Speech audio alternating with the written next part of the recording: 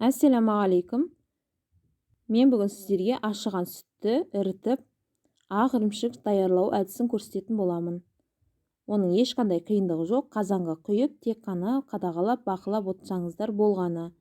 Бисмиллах деп, ең алдымен үйде ашыған 2 литр сүтті қазанға құйдым да, астындағы отын жоғары етіп ашып қойдым. Міне байқағандарыңыздай шетіндегі сүттің іри бастағанын көріп тұрсыздар. Міне сүтіміз толықтай іріді. Және де қазан қайнай бастаған уақытта оның отын орташадан сәл төмен етіп басып 30 минутқа қалдырамыз.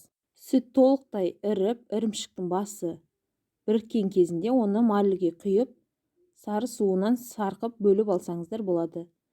Егер марль болмаған жағдайда, мына мен секілді темір сүзгішке қасықтың немесе ожаудың көмегімен салып, сәл басып, суын сарқытып сығып алсаңыздар болады. Егер ірімшіктеріңіз құрғақ болмасын десеңіздер, оны сәл ылғал етіп қалдырғаныңыз жөн.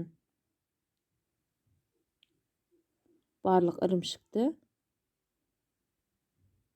сары суынан бөліп аламыз.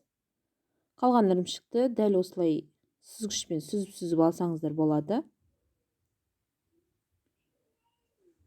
Барлық ірімшікті сүзіп алғаннан кейін, бұл ашыған сүттен даярланған ірімшік болғандықтан оның дәмі сәл қышқыл болуы мүмкін. Сол себептен оның татуына қарай қант салсаңыздар болады. Мен 2 ас қасық қант салдым.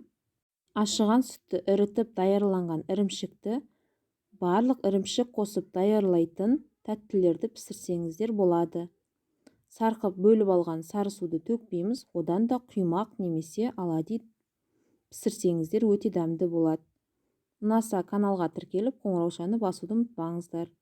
Лайктарыңызды баямай басып, комментарий жазып қалдырыңыздар. Баршаңызға көп рахмет.